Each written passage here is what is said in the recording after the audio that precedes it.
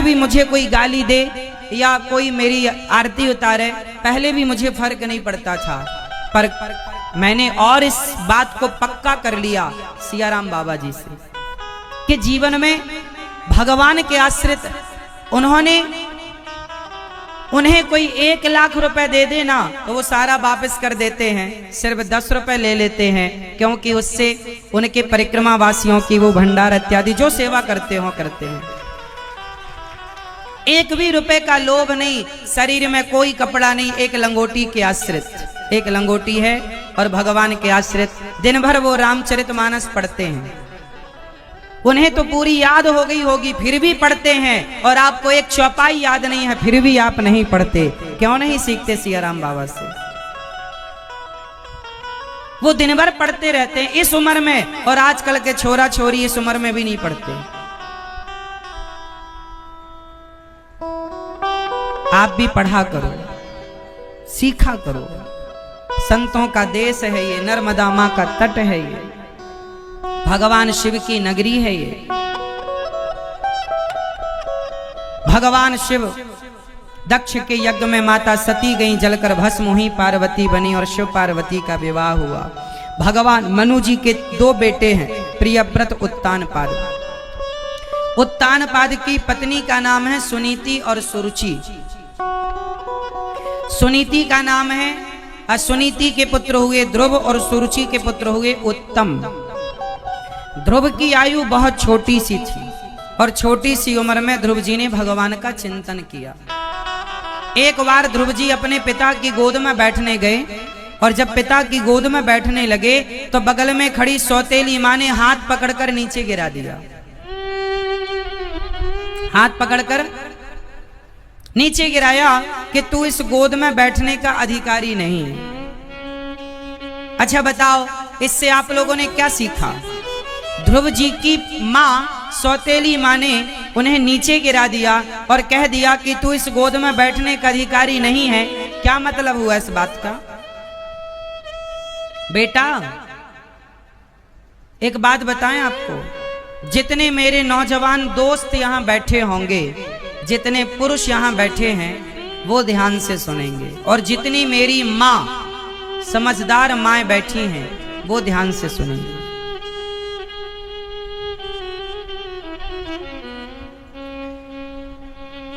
आप अपने यहां बेटा ध्रुव जी महाराज जब अपने पिता की गोद में बैठने गए ना, तो उनकी मां ने अपमानित कर दिया। इससे ये सीखना हमें है कि हम कभी किसी की सत्ता पर जाकर ना बैठ जाएं, यहां तक कि पिता के सिंहासन पर भी आप ना बैठो। अपने पिता के जमीन जायदाद खेत खलिहान बेच बेच के बंगला और गाड़ी बनाते रहते हैं। वो बेटा समझदार नहीं है जो बाप की संपत्ति बेचकर अपने शौक पूरे करे। या तो शौक कम करो, और पूरे करना है तो बाप दादों की जायदाद बची रहे। आप अपनी मेहनत से अपने आप को आगे बढ़ाओ, कामयाब बनो, अपनी मेहनत से अपनी इच्छाएं पूरी करो। बच्चों को स्वावलंबी बनाओ, सेल्फ डिपेंड बनाओ, आत्मनिर्भर बनाओ। पिता के टुकड़ों पर ना पलने वाले बच्चे हों। आजकल बच्चे किसके टुकड़ों पर पलते हैं? बाप के टुकड़ों पर पलते हैं, पिता के। आप में से कितने बच्चे हैं जो बाप के टुकड़ों पर पल रहे हैं?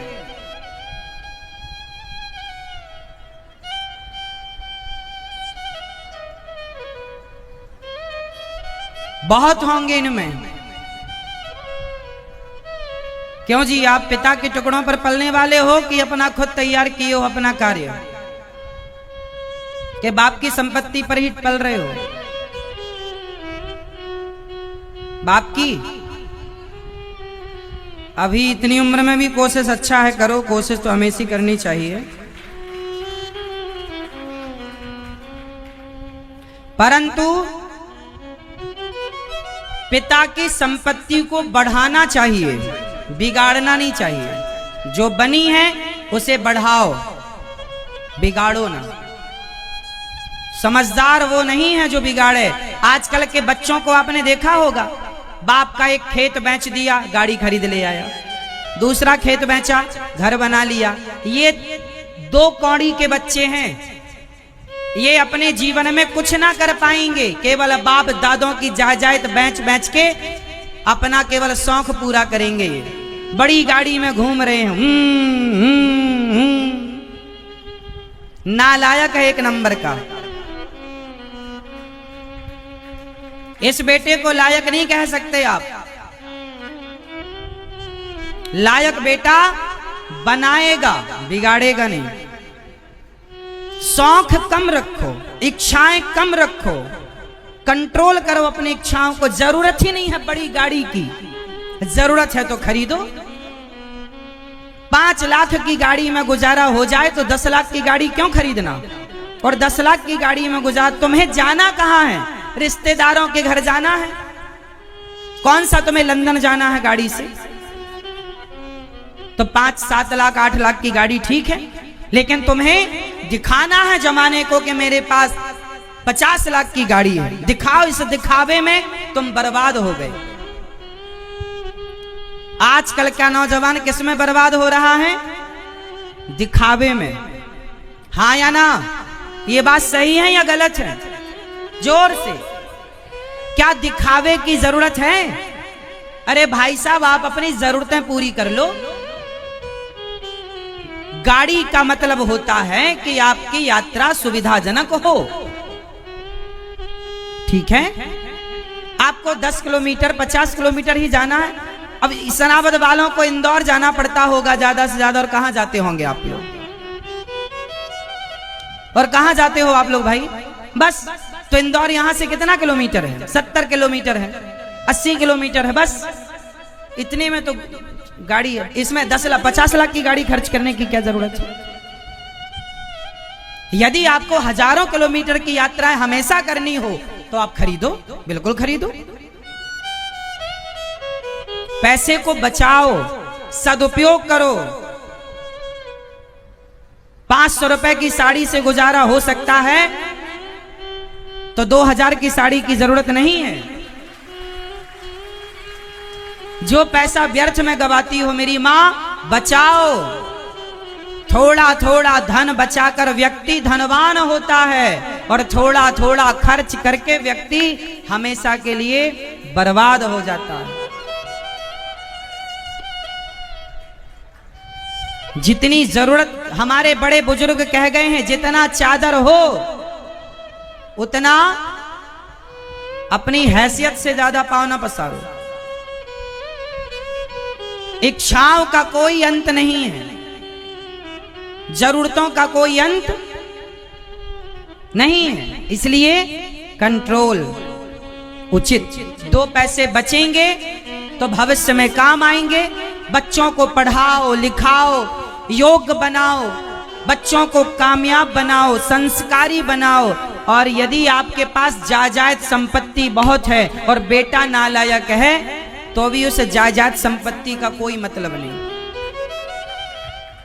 सबसे बड़ा धन है बच्चों का संस्कार।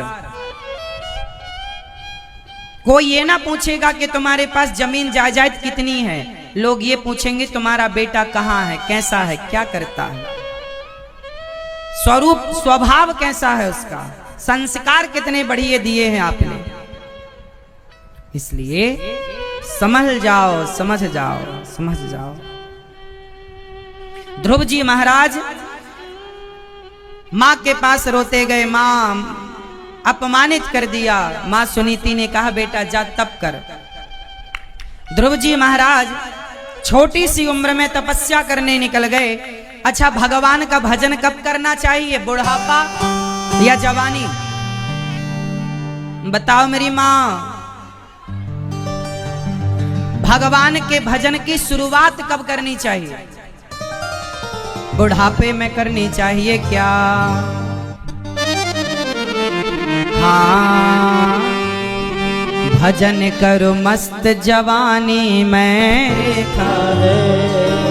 और भजन नहीं किया तो तू डूब के मर जा रे चुल्लू भर पानी में। तो ध्रुव जी महाराज अपनी माँ से जब अपमानित हुए, सौतेली माँ से, तो माँ ने उन्हें कहा बेटा भजन करो। श्रेष्ठ माँ बाप वही हैं जो अपने बच्चों को भजन के संस्कार दें। जो माँ बाप अपने बच्चों को भजन के संस्कार, भक्ति के संस्कार नहीं देते, वो माता पिता दुश्मन हैं बच्चों के। माता शत्रु पिता वैरी ये न बालो न पाठिता न शोभते सभा मध्य हंस मध्य बको यथा। इसलिए क्या चाहिए, आप अपने बच्चों को भक्ति के संस्कार दें, बचपन से ही सत्य बोलने का संस्कार दें, दया का संस्कार दें। सत्य का संस्कार आज कोई नहीं दे रहा अपने बच्चों को। सत्य बताइए, आप अपने बच्चों को सत्य बोलना सिखाते हैं? खुद झूठ बोलेंगे तो बच्चे क्या सत्य बोलेंगे? बच्चों को क्या पता नहीं कि आप क्या झूठ बोल रहे हैं, क्या सच बोल रहे हैं? ध्रुव जी महाराज को, ध्रुव जी ने अपनी माँ से सवाल किया, माँ भगवान कहाँ है माँ? अच्छा मैया बताओ भगवान कहाँ है? ये पीली मैया बताएंगी, पानी की बोतल सप्लाई कर रही है जो मैया, चलो बताओ भगवान कहाँ रहते हैं? कहाँ? सब जगह रहते हैं, तो दिखते क्यों नहीं भगवान? भगवान दिखते क्यों नहीं? कैसे दिखेंगे भगवान? आपने भगवान को देखा है? नहीं देखा? आपने भगवान को देखा है, महसूस किया? मैया आपने भगवान को देखा है? हाँ या नाम उत्तर दो। मैया बता दो मेरी माँ।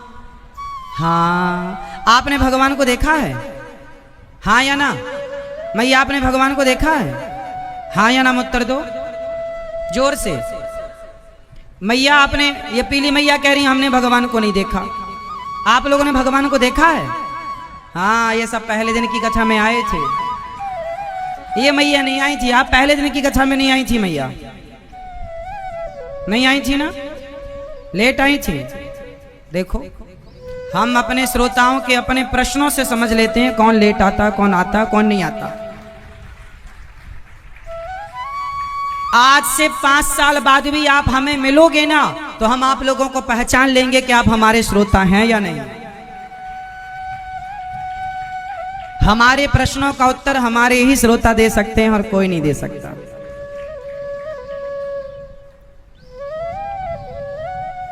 ठीक है, तो ये मैया कह रही हैं कि हमने भगवान को नहीं देखा। इससे सिद्ध होता है कि ये पहले दिन की कथा में नहीं थी। होती तो हमने सबको दिखाया था उस दिन, बस आप चूक गई। अब और कर लो पंचायत घर में।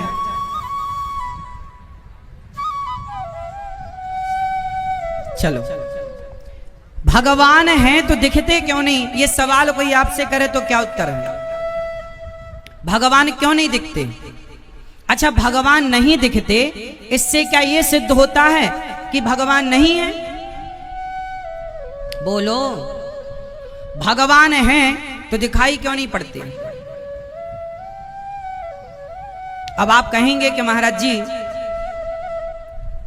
जैसे हवा है दिखती नहीं है। देखो, एक राजा ने एक बार स्वामी विवेकानंद जी से किसी ने प्रश्न कर दिया कि आप, ये तो एक नदी है, लेकिन हम सनातनियों के लिए क्या है? ये माँ है। तो वही है, मंदिर में भगवान उनके लिए हैं जिनके अंदर उन्हें देखने की आस्था रूपी चक्षु है। जिनके अंदर आस्था की आंखें नहीं हैं, वो क्या देखेंगे? तो वो आंखें भी तो चाहिए जिन आंखों से भगवान दिखते हैं। तो भगवान क्यों नहीं दिखते, ये कोई सवाल करे तो उत्तर यही है कि भगवान को देखने की आंखें चाहिए। वो आंखें आपके पास नहीं हैं, होंगी तो दिखेंगे। माइक्रोस्कोप होगा तो बैक्टीरिया दिखेगा। अब कोई कहे जी बैक्टीरिया तो होता ही नहीं है क्योंकि हमें दिखता नहीं इन आंखों से। इन आंखों से बहुत कुछ नहीं दिखता, जो नहीं दिखता वो भी है। जैसे कोरोना किसी को दिखाई नहीं पड़ा कि गोरा है कि काला है, लंबा है कि ठिगना है, लेकिन है, था, दिखा, वो माइक्रोस्कोप से दिखा। उसी तरह भगवान है, पर वो आंखें चाहिए। वो प्रेम चाहिए। मीरा की आंखें चाहिए, नरसिंह मेहता की आंखें चाहिए, तुलसीदास और सूरदास जी की अंधी आंखें चाहिए। ध्रुव जी महाराज तपस्या करने गए। मां के कहने पर नारद जी ने द्वादशाक्षर मंत्र दिया और नारद जी के इस मंत्र के बल पर 5 महीने की तपस्या हुई। 6ठे महीने लगते ही ध्रुव जी के सामने भगवान प्रकट हो गए। ध्रुव कुछ वरदान मांग लो। ध्रुव जी ने कहा प्रभु कुछ ना चाहिए। ध्रुव जी ने भगवान की स्तुति की। योऽन्तः प्रविश्य मम वाच, ध्रुव जी ने कहा योऽन्तः प्रविश्य मम वाचमिमां प्रसुप्तां संजीवयत्यखिल शक्तिधरः स्वधाम्ना अन्यास्तहस्तचरणश्रवणत्वगादीन् प्राणान् नमो भगवते पुरुषाय तुभ्यम्। हे प्रभु मेरे अंतःकरण में बस जाओ। ध्रुव जी से भगवान ने कहा पुत्र कुछ मांग लो। ध्रुव जी ने कहा प्रभु मां ने कहा था बस भगवान की भक्ति करना। 5 महीने की तपस्या, 6वें माह इंद्रासन हिल गई। इंद्र ने कहा जाओ प्रभु भक्त को दर्शन दो। भगवान बोले ध्रुव जैसे भक्तों का मैं स्वयं दर्शन करूंगा। और भगवान ध्रुव के सामने प्रकट हो गए। पुत्र कुछ मांगो। ध्रुव जी ने कहा प्रभु कुछ ना चाहूं आपसे, बस आपका दर्शन मिल गया, क्या चाहिए। भगवान ने कहा आपको राज्य की कामना थी, जाओ मैं आपको 36,000 वर्ष का राज्य देता हूं। और ध्रुव जी महाराज 36,000 वर्षों के लिए राजा बने। अब ध्रुव जी महाराज घर आए। उनके पिता ने राज सिंहासन पर बिठाया। कुछ दिन के बाद ध्रुव जी के पिता, ध्रुव जी के भाई को यक्षों ने मारा। ध्रुव जी ने यक्षों को मार करके और बदला लिया। मनु जी ने उन्हें समझाया, वो समझ गए ध्रुव जी। और कुबेर जी ने भक्ति का वरदान दिया। अंत समय ध्रुव जी महाराज अपना सारा कार्य पूरा करके 36,000 वर्षों का राज्य पूरा करके मृत्यु के सिर पर पांव, देखिए भगवान की भक्ति में शक्ति क्या है कि वो मौत को भी जिता सकती है। मृत्यु के सिर पर पांव रखकर ध्रुव जी भगवत धाम को चले गए। बोलिए भक्त वत्सल भगवान की। इन्हीं के वंश में ध्रुव जी का विवाह शिशुमार की पुत्री भ्रमी से हुआ। कल्प और वत्सर इनके पुत्र हुए। ध्रुव जी की दूसरी पत्नी इला थी जिनके पुत्र उत्कल हुए। इन्हीं के वंश में आगे चल के भगवान पृथु हुए जिन्होंने पृथ्वी का दोहन किया और 10,000 कान मांगे। प्राचीन बरही पुरंजनोपाख्यान की पावन चर्चा नारद जी ने प्राचीन बरही को सुनाई। मनु जी महाराज के दूसरे बेटे का नाम है प्रियव्रत। प्रियव्रत का विवाह विश्वकर्मा की पुत्री वरहिष्मती से हुआ। इनके वंश में आगे चल करके भगवान ऋषभ देव जी हुए जो जैन धर्म के प्रथम तीर्थंकर हुए। यहीं से जैन धर्म की स्थापना हुई भगवान ऋषभ देव जी से। और ऋषभ देव जी के पुत्र हुए हैं भरत। एक दिन भरत जी महाराज ने सबको छोड़ दिया और गंडकी के तट पर अपने पुत्र को राजा बना दिया भरत जी ने। और भजन करने गंडकी के तट पर गए, पर भरत जी का मन एक मृग में लग गया मरते समय। जब भरत जी की मृत्यु हुई तो मरते समय किसको याद कर रहे थे? मृग को। उन्होंने एक मृग को पाल रखा था जंगल में अपनी कुटिया में। और जब वो नदी जाए तो मृग को नहवाएं, घास खिलाएं, उसे प्यार दुलार करें। जब उनकी मृत्यु का समय आया तो भरत जी उस मृग को देखते देखते मर गए कि मेरे बाद इस मृग का क्या होगा। और मरते समय आपका मन जहां लगेगा आपकी वही गति होगी। अंत्ययामति सा गति। मरते समय जिसका मन जहां उसकी गति वहां। इसलिए आप लोग सावधान हो जाओ और मरने के पहले सावधान हो जाओ। आप लोग कैसे मरेंगे बताओ? ऐसे मर जाएंगे जैसे लोग मर रहे हैं? अरे मरण सुधारना है आपको। मरते समय क्या करना चाहिए? घर वालों को क्या करना चाहिए? आज के जमाने में तो मरते समय आदमी हॉस्पिटल भेजता है। हॉस्पिटल में ही पैदा होता, हॉस्पिटल में ही मरता है। आज लोगों को मरण बिगड़ गया तो ये जीवन बिगड़ गया। मरते समय आप लोग मरने के पहले अपनी सारी इच्छाओं को समाप्त कर दो। कोई कामना नहीं और अपने आप को उठाकर भगवान के चरणों में समर्पित कर दो। जो भगवान के आश्रित होकर प्राण त्यागता है उसकी मुक्ति हो जाती है, मोक्ष हो जाता है। और जो भगवान के आश्रित नहीं हो पाता वो 84 के चक्कर में भटकता रहता है। समझ रहे हैं? भरत जी महाराज मृग बनकर आए, चूंकि मृग का चिंतन करते गए, अब उन्हें मृग की योनि छोड़नी थी, छोड़ दी। तीसरा जन्म मनुष्य का मिला, पर पिताजी ने उन्हें बहुत पढ़ाया, पर वो पढ़े नहीं, मूर्खों की तरह व्यवहार करते। नाम पड़ गया जड़ भरत। क्या नाम पड़ा? जड़ भरत इनका नाम पड़ गया। और भरत जी महाराज एक दिन राजा रहुगण को उपदेश करते हैं। उपदेश बड़ा अद्भुत है, कहो तो 2 मिनट में समझा दूं? समझाएं? चलो बताओ। शरीर और आत्मा ये 2 हैं कि एक है? शरीर और आत्मा ये 2 वस्तु हैं, 2 तत्व हैं कि एक है? जोर से। ये एक है कि अलग अलग है? शरीर कैसा है? मोबाइल की तरह। समझना, हम सरल ढंग से समझा रहे हैं आपको ताकि समझ में आए। कठिन ढंग से समझाएंगे आप समझ ही नहीं पाएंगे। शरीर और आत्मा 2 हैं, जैसे मोबाइल और सिम कार्ड। मोबाइल और सिम अलग अलग होती है, लेकिन है दोनों एक दूसरे के पूरक। बोलो हाँ। उसी तरह शरीर है मोबाइल की तरह और आत्मा है सिम की तरह। अच्छा, मोबाइल में एक चीज और होती है, बताओ क्या, जो सबसे महत्वपूर्ण है? बैटरी छोड़कर। बैटरी तो है ही, और बैटरी तो आपके अंदर भी है। भोजन पचाती है अग्नि। मोबाइल में एक सबसे उपयोगी चीज क्या होती है? हाँ, मेमोरी कार्ड। क्योंकि मोबाइल होगा और उसमें कुछ सेव नहीं कर पाएंगे जब तक कुछ में स्पेस नहीं होगा, मेमोरी नहीं होगी। हाँ या ना? तो मोबाइल में मोबाइल, सिम और मेमोरी कार्ड। जो वीडियो बनेगी, फोटो खींचेगी, वो जाके सेव कहाँ होगी? उस मेमोरी में। आजकल मोबाइल के अंदर ही है, पर जब आप पुराना मोबाइल छोड़ते हो, नया लेते हो, तो डेटा पूरा उससे इसमें डाल लेते हो, तो वो मेमोरी के द्वारा सेव रहता है और आता जाता है। चलो अब बताओ, 3 चीजें आ गई, शरीर, आत्मा, तीसरा बतावा मैया। ओ पंचायती मैया, ओ मेरी माँ, जाओ जाओ जाओ, भागो।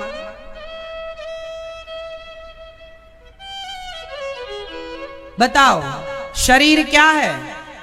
मोबाइल की तरह। आत्मा क्या है? सिम कार्ड की तरह। और मेमोरी क्या है?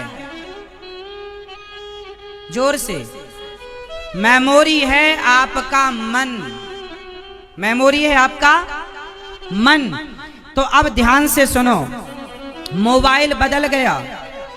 मोबाइल, जोर से, मोबाइल बदल गया, परंतु मेमोरी नहीं बदली और सिम नहीं बदली।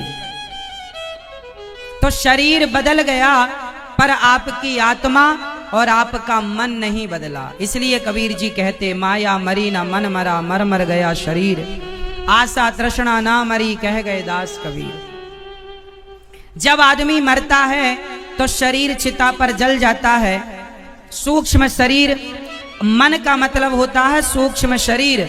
वही सूक्ष्म शरीर इस शरीर से निकलकर और उसे यमदूत पकड़ कर ले जाते हैं, और वही स्वर्ग और नरक में अपना हिसाब किताब देता है। जो आपने पुण्य किया, जो आपने पाप किया, वो भोगता कौन है? शरीर भोगता है, आत्मा भोगती है, या मन भोगता है? जोर से। कौन? शरीर तो यहीं जल गया, आत्मा कुछ भोगती नहीं है, बचा मन। मन मतलब सूक्ष्म शरीर। आपके पास कितने शरीर होते हैं भाई? मैया, मैया आपके कितने शरीर हैं? एक। आपके कितने शरीर हैं? एक। मैया आपके कितने शरीर हैं? पहली बार कथा सुन रही हो इससे मतलब पता चल रहा। शरीर कितने होते हैं भैया बताओ, कितने शरीर? 3 शरीर होते हैं। कितने शरीर? एक स्थूल शरीर, एक सूक्ष्म शरीर, एक कारण शरीर। कारण शरीर वो होता है जिस कारण आपको स्त्री या पुरुष या हाथी या कुत्ते का शरीर मिला, कारण शरीर, जिस कारण। तो कारण तो छोड़ दो, से 2 शरीर हैं। अब देखो मैं दोनों शरीरों को बता रहा हूं, आपको समझा रहा हूं, जरा समझिएगा। मैया ध्यान से सुनो मेरी माँ। एक शरीर वो होता है जो बिस्तर पर सोया होता है, और एक शरीर वो होता है जिससे आप लोग सपना देख रहे होते हैं। आपने सपना देखा कभी? तो एक शरीर तो आपका बिस्तर में था, फिर जो स्वप्न देख रहा था वो कौन था? वो भी तो आप थे ना। और आपको याद भी है कि आज मैं स्वप्न में वहां गया या वहां गई, ये देखा। तो जो स्वप्न में आपका शरीर था वो शरीर था कि नहीं? जोर से था, आपका था ना। जागने के बाद क्या बोलते हो? मैंने सपना देखा। तो एक शरीर तो बिस्तर पर था, पर दूसरा जो स्वप्न को देखा वो कौन था? कौन था? वही है सूक्ष्म शरीर। और यमदूत उसी सूक्ष्म शरीर को पकड़ कर ले जाते हैं। वही सूक्ष्म शरीर सुख और दुख का भोगता होता है, वही स्वर्ग वही नरक जाता है। और जब बैकुंठ जाता है पाप पुण्य से मुक्त होकर, तब वहां उसे दिव्य शरीर प्रदान किया जाता है, जिस शरीर को ना भूख लगे ना प्यास, ना बुढ़ापा आए ना कोई चिक चिक। भरत जी के दिव्य ज्ञान से राजा रहुगण का अज्ञान मिटा। तो आप लोग जो भी कर्म भोगते हैं वो आपका सुख दुख आपके पाप पुण्य से मिलता है। जैसे जब आप मरते हैं तो यमदूत सूक्ष्म शरीर को पकड़कर ले जाकर यमराज के सामने पेश करते हैं। यमराज जी हिसाब करते हैं आपके पापों का और आपके पुण्यों का। आपके पाप को अलग किया जाता है, आपके पुण्य को अलग किया जा। अच्छा जब बताओ, आपका पाप और पुण्य जब अलग होगा तो आपके पाप ज्यादा निकलेंगे कि पुण्य? मैया आप बताओ, आप बताओ, आपके पाप ज्यादा निकलेंगे कि पुण्य? जोर से भैया, आप लोगों के पाप ज्यादा निकलेंगे कि पुण्य? यमराज जब वहां पर पाप पुण्य अलग करते हैं तो किसी के पुण्य ज्यादा, किसी के पाप ज्यादा। मैं आपको उदाहरण से समझाऊं एक जरा सी बात। माना कि किसी के 100 ग्राम पुण्य निकले और 5 किलो पाप निकले, तो जिसका पाप ज्यादा निकलता है यमराज उसे दंड देते हैं। क्या दंड देंगे? बोले 84 लाख योनियों में भटकाते हैं उसे। नाली का कीड़ा से लेकर हाथी तक की 84 लाख योनियां, ये जो 84 लाख योनियां हैं ये तुम्हारे पापों का दंड है। वो 5 किलो पाप जो तुमने किया उसे भोगने के लिए ये 84 लाख योनियां हैं। फिर जब पूरे पाप समाप्त हो जाते हैं, कुछ शेष रह जाते हैं, तब यमराज जी कहते हैं अब जो तुमने पुण्य किया है उस पुण्य के बदले जाओ, तुम्हें एक मौका और दे रहे हैं, मनुष्य का शरीर दे रहे हैं। ये जो मनुष्य का शरीर है ये 84 लाख योनियों के बाद उस 100 ग्राम जो पुण्य तुमने किया था, 100 ग्राम 50 ग्राम, उस पुण्य से मिला। इसलिए कहा गया कि बड़े भाग्य मानुष तन पावा, सुर दुर्लभ सदग्रंथ निगावा। बड़े पुण्य से ये मानव का शरीर मिलता है, और ये शरीर पाकर अब अच्छे कर्म करना ताकि आप मोक्ष को प्राप्त कर लो, वरना आप जन्म मृत्यु के चक्र में करोड़ों बार से घूम रहे हो। मैया आपका कितने बार जन्म हो चुका है? नहीं पता?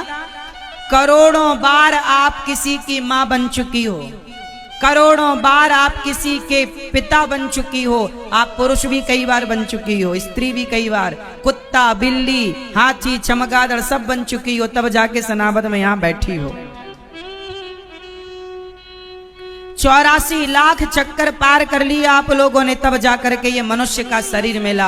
अब अच्छे कर्म करना साहब, ताकि ये 84 का चक्कर मिटाने के लिए, ये 84 का चक्कर मिटाने के लिए ही भगवान ये मानव का शरीर देते हैं। इसलिए शरीर को भगवान के चरणों में लगाओ, भगवान की भक्ति में लगाओ, अच्छे कर्मों में लगाओ, अच्छे कामों में, तब जाकर मोक्ष का अधिकारी बनोगे और ये जन्म मृत्यु छूटेगा, वरना ये आपका पिंड ना छोड़ेगा। आद्य शंकराचार्य जी कहते हैं, आपके यहाँ आद्य शंकराचार्य जी की प्रतिमा लगी ना ओमकारेश्वर में, उन्होंने एक बात कही थी। क्या कही? पुनरपि जननम पुनरपि मरणम पुनरपि जननी जठरे शयनम। ये जन्म मृत्यु से बचना चाहते हो तो भज गोविंदम गोविंदम भज मूढ़ मते। ऐ मूढ़ मते, भगवान का भजन कर ले तो 84 के चक्कर से बच जाएगा, वरना पिसता रहेगा। कैसे? बोले चलती चक्की देख कर दिया कबीरा रोए, दो पाटन के बीच में साबुत बचाना। ये दो चक्की का पहिया क्या? चलती चक्की देख कर दिया कबीरा। ये कौन सी चक्की? क्यों कबीरदास जी रो रहे हैं? ये जन्म और मृत्यु की चक्की है जो सबको पीस रही है। सबका जन्म हुआ फिर मर गए, फिर जन्म हुआ, ये चलती चक्की है, सबको पीसे डाल रही है। कौन कौन बचना चाहता है पिसने से? हाथ उठा के बताओ, फिर हम उपाय बताएंगे। मैया पीछे वाले भी हाथ उठा लो सरकार। हाँ, चलती चक्की देख कर दिया कबीरा रोए, दो पाटन के बीच में साबुत बचा न कोई। तो उपाय बताऊं बचने का? कबीरदास जी के बेटे का नाम है कमाल। क्या नाम है? कमाल ने दूसरा दोहा गाया, पिताजी को रोता देख ना रोइए पिताजी। कमाल ने कहा, चलती चक्की चलने दे, पिस पिस आटा होए, और कीले माही जो रहे, सो बाल ना बांका होए। चक्की देखा है आपने? वो हाथ चक्की, उसमें बीच में एक कील होती है, खूंटा। उस एक कील के पास जो दाना गिर जाता है वो पिसने से बच जाता है। उसी तरह जो एक परमात्मा की शरण में चला गया वो 84 के चक्कर में पिसने से बच जाएगा। अब ये बताओ कि आप कब जाओगे शरण में? जाओगे तो बच जाओगे, वरना पिसते रहो, मरते रहो, जन्म लेते रहो, जन्म बार बार मृत्यु जन्म। भरत जी के दिव्य ज्ञान से राजा रहुगण का अज्ञान मिटा, चरणों में गिर पड़ा, दोनों की परम गति हुई। 28 प्रकार के नरकों का वर्णन भगवान सुखदेव जी ने कराया परीक्षित को। जो भगवान के नाम का आश्रय लेता है वो पार लग जाता है। अजामिल ने भगवान के नाम का आश्रय लिया, पार लग गए। अजामिल ने मरते समय क्या बोला मेरी माँ? अजामिल के मुंह से मरते समय क्या निकला था? जोर से नारायण। आप लोग भी अपने घर पर रोज कीर्तन किया करो। जहां कीर्तन होती है वहां सुख शांति समृद्धि का वास होता है। आजकल का आदमी सब करता है, बस कीर्तन नहीं। अब अजामिल का उद्धार हुआ। एक बार इंद्र ने अपने गुरु का अपमान किया, गुरु जी नाराज होकर चले गए। तब गुरु विश्वरूप को इमरजेंसी गुरु बनाया और इंद्र ने गुरु का सिर काट दिया। तब वृत्तासुर को प्रकट किया, इंद्र को ब्रह्म हत्या लगी और वृत्तासुर का उद्धार इंद्र के हाथों हुआ। प्रहलाद जी, हिरण्यकश्यपु नाम का एक दुष्ट था, प्रहलाद जी पर बड़ा अत्याचार करता। प्रहलाद जी की उम्र बहुत छोटी थी और प्रहलाद जी से को वो मारने के लिए हिरण्यकश्यपु कभी जहर देता, कभी होलिका गोद में लेकर बैठ गई। लेकिन जो भगवान के आश्रित होता है ना, उसे दुनिया की कोई शक्ति, कोई ताकत उसे उसके वचन से, उसके संकल्प से डिगा नहीं सकती। भगवान के नाम पर बड़ा विश्वास रखना चाहिए। प्रहलाद जी को आग ने जलाने की कोशिश की, होलिका ने क्या जला पाई? जहर ने मारने की कोशिश की, क्या मार पाया? भगवान के आश्रित जो रहता है उसका कोई बाल भी बांका नहीं कर सकता। विश्वास तो हो तुम्हें भगवान पर, अटल विश्वास। कैसा हो? अटल, अटल विश्वास। प्रहलाद जी भगवान के आश्रित थे, पढ़ने गए। हिरण्यकश्यपु, परीक्षित ने कहा कि आखिर प्रहलाद जी हिरण्यकश्यपु के घर आ कैसे गए? बोले ये तपस्या करने गया तो एक पक्षी तोता नारायण नारायण जपने लगा तो वापस आ गया और अपनी पत्नी से बताया कि आज तोता आया, मेरी तपस्या में विघ्न किया। कयाधु ने सुना पहली बार अपने पति के मुंह से नारायण, और उसी रात वह गर्भवती हो गई। और प्रहलाद जी जैसे परम भक्त को जन्म दिया। पति पत्नी जैसे मन से गर्भाधान करते हैं वैसे मन का पुत्र पैदा होता, वैसी संतान पैदा होती है। प्रहलाद जी से हिरण्यकश्यपु ने कहा चल बता तेरा भगवान कहाँ है? प्रहलाद जी ने कहा पिताजी कहाँ नहीं है। क्या इस खंबे पर तेरा भगवान है? हाँ। जो प्रहार किया खंबे पर, खंबा टूट गया और खंबा तोड़कर भगवान नरसिंह प्रकट हो गए। बोलिए नरसिंह भगवान की जय हो। नरसिंह भगवान ने प्रकट होकर हिरण्यकश्यपु को मारा। प्रहलाद जी से कहा पुत्र कुछ मांग लो। प्रहलाद जी ने कहा प्रभु कोई इच्छा ना हो कभी कुछ मांगने की, यही वरदान दो। और प्रहलाद जी निष्काम भक्त थे। फिर भगवान ने हाथी का उद्धार किया। हाथी का पांव मगर ने पकड़ा, भगवान ने उस ग्राह का उद्धार किया और हाथी की रक्षा की। एक बार हाथी का पांव मगर ने पकड़ लिया, तब भगवान ने उस हाथी की पुकार पर मगर का उद्धार किया और हाथी की सुनी। ये दोनों पिछले जन्म के अभिमानी थे। संतों के श्राप के कारण कोई ग्राह कोई मगर बना, आज उद्धार हुआ। भगवान ने हरि का अवतार धारण किया हाथी के उद्धार के लिए। हाथी ने मरते समय भगवान की स्तुति की, ओम नमो भगवते तस्मै यद एतच्चिदात्मकं पुरुषायाद बीजाय परेशायाभि धीमहि। अंत में कमल का पुष्प तोड़ कर दिया, भगवान ने स्वीकार किया। फिर समुद्र मंथन में धनवंतरी कश्यप मोहिनी 3 अवतार। राजा बलि के यहाँ भगवान वामन बनकर गए और वामन बनकर कृपा की। 3 पग भूमि में भगवान ने पहले पग में पाताल, दूसरे पग में सत्यलोक, तीसरा पग राजा बलि के माथे पर रखकर राजा बलि पर कृपा की। पाताल का राजा बनाया। आगामी मनवंतर में राजा बलि को भगवान इंद्र बनाएंगे। एक बार भगवान ने मछली का अवतार धारण किया। बोलिए वामन भगवान की। फिर मछली बनकर आए मत्स्य भगवान, हयग्रीव नाम के दैत्य का उद्धार किया। फिर एक बार भगवान राम बनकर प्रकट भये। जरा सी राम कथा आपको सुनाऊंगा, फिर कृष्ण जन्मोत्सव की ओर हम आपको लेकर के जाएंगे। भगवान नारायण के पुत्र हुए ब्रह्मा, ब्रह्मा के पुत्र मरीचि, इन्हीं के वंश में हुए भगवान नभग। भगवत कृपा से नभग के पुत्र नाभाग, नाभाग के अम्बरीश, अम्बरीशो महाभागा सप्तद्वीपवती मही, जिन्होंने एकादशी का व्रत किया। एकादशी का व्रत सबको करना चाहिए। अम्बरीश ने एकादशी का व्रत किया था। ब्राह्मणों को भोजन करा के प्रसाद पाना चाहते संत आ गए दुर्वासा जी।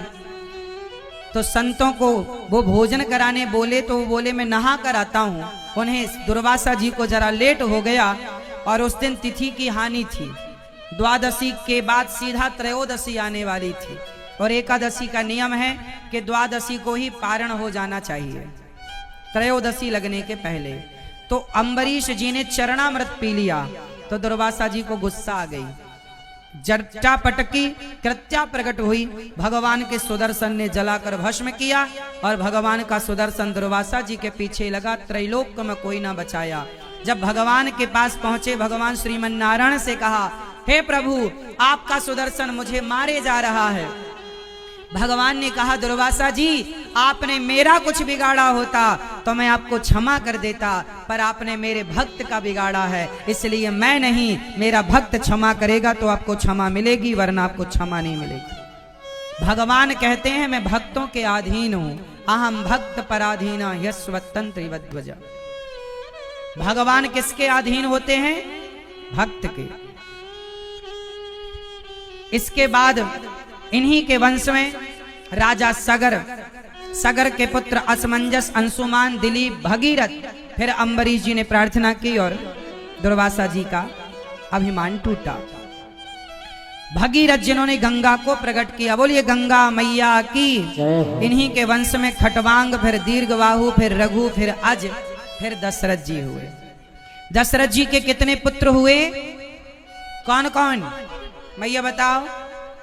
राम, लक्ष्मण, भरत और चारों भाइयों का जब जन्म हुआ तो राम लक्ष्मण को विश्वामित्र जी लेकर गए और राम लक्ष्मण को विश्वामित्र जी ने अहिल्या का उद्धार करा के सिया स्वयंवर में प्रवेश कराया। धनुष तोड़कर राम जी ने सिया को पाया और राम जी का विवाह किनसे हुआ? माता सीता से। और भरत जी का विवाह किनसे हुआ? मैया बताओ, मैया बताओ जल्दी मेरी माँ, किनसे? हाँ? भारत जी की पत्नी का नाम बताओ भैया लोग, ये भैया बताएंगे। माता मांडवी। और श्री लक्ष्मण जी की पत्नी माता उर्मिला और शत्रुघ्न जी की पत्नी श्रुतकीर्ति। चारों का विवाह हुआ, चारों अयोध्या जी आए और माता कैकेयी राम को राजा बनाने का भाव दशरथ जी के मन में जागा। तभी कैकेयी मां ने राम को वनवास भेज दिया। राम जी कितने साल के लिए वनवास गए? 14। अच्छा 15 साल के लिए क्यों नहीं गए? या 10 साल? 14 ही साल क्यों? 14 वर्ष ही क्यों?